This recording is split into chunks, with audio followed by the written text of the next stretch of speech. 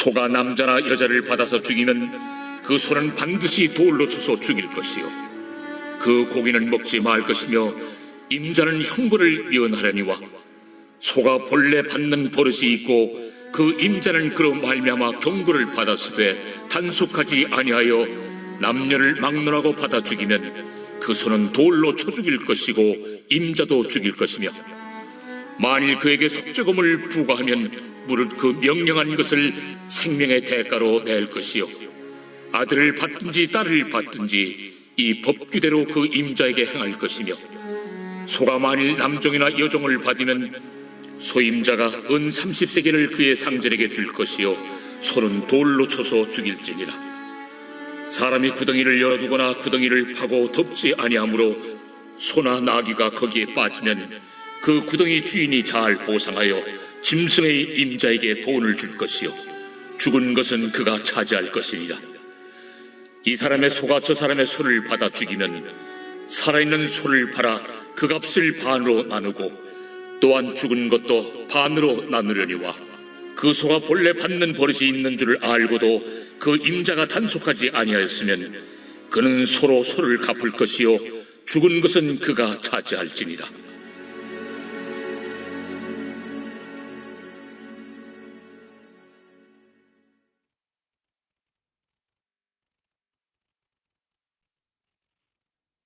시내산에서 하나님께서는 이스라엘 백성들과 언약의 관계를 맺으십니다.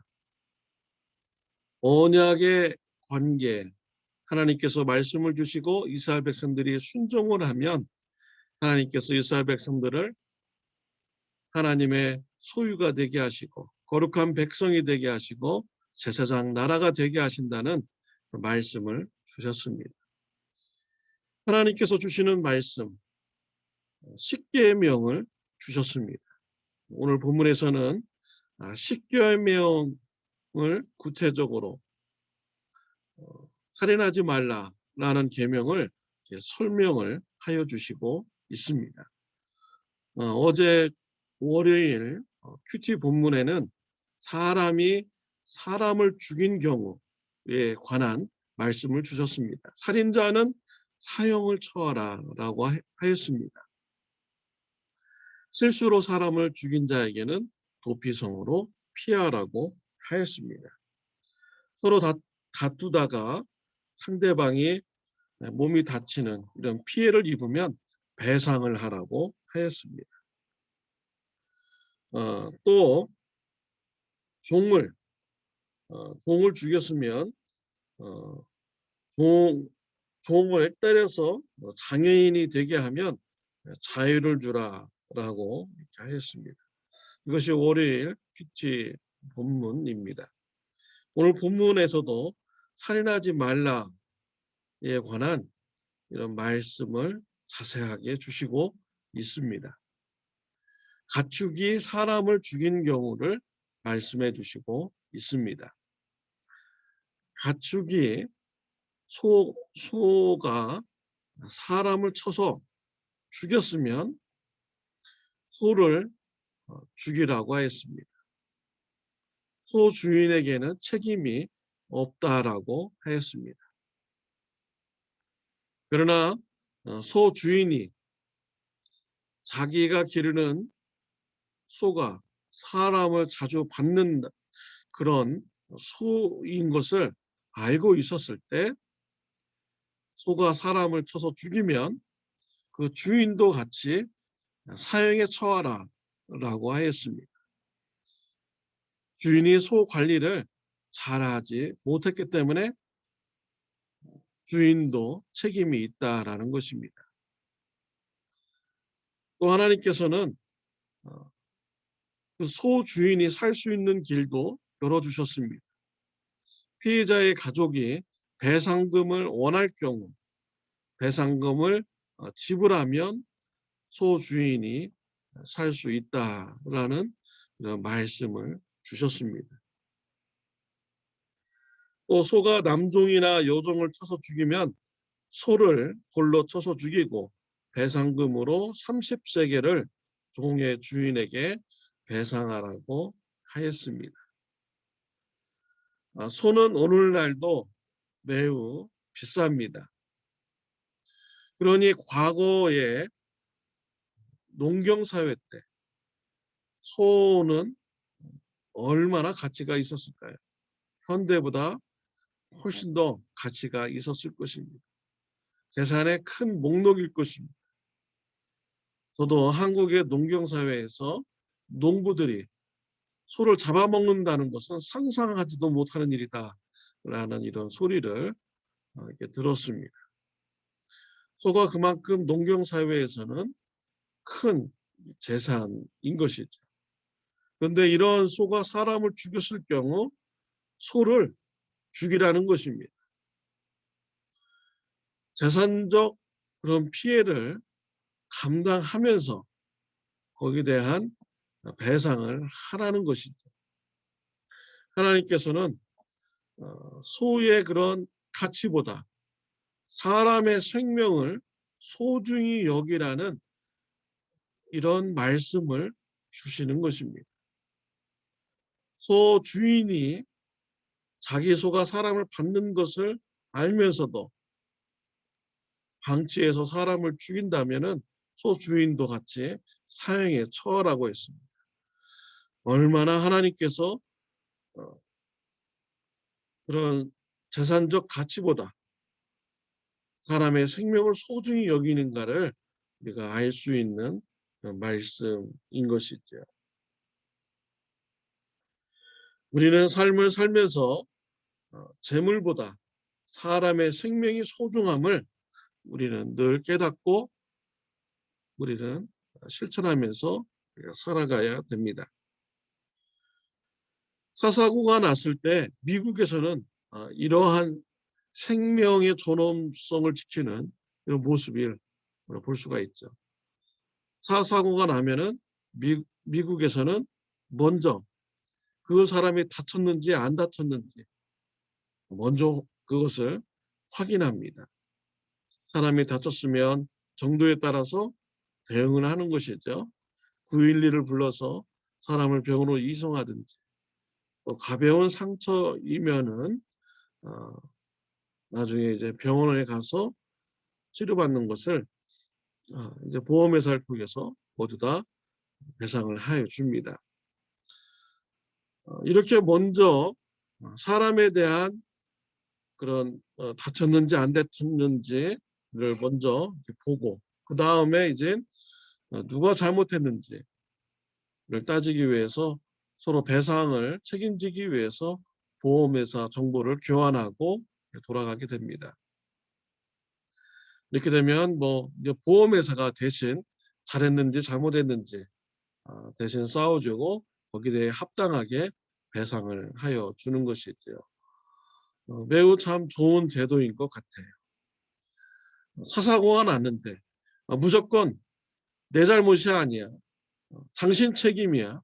라고 하면서 재산적 피해를 감당하지 않기 위해서 사람의 생명보다 사람이 누가 다쳤는지 이런 것보다 누가 더 많이 배상을 해야 되는지 이런 거 가지고 다투는 모습은 옳지 않는 모습입니다. 신앙적인 모습이 아닌 것입니다. 재산적 가치보다 사람의 생명을 소중하게 여기는 것이 바로 하나님의 원하시는 이런 신앙생활의 모습인 것입니다. 또 오늘 본문 말씀에 보면은 사람이 자신의 땅에 구덩이를 파놓았습니다. 근데 거기서 덮지 않았어요. 나중에 다른 사람의 가축이 지나가다가 구덩이에 빠져서 죽었습니다. 이랬을 경우에 땅 주인이 죽은 가축을 배상하라는 것입니다. 가축의 주인에게 가서 배상하라는 것이죠. 자기 땅을 잘 관리하지 못해서 다른 사람에게 피해를 주었을 때 그때도 배상을 하라는 것입니다.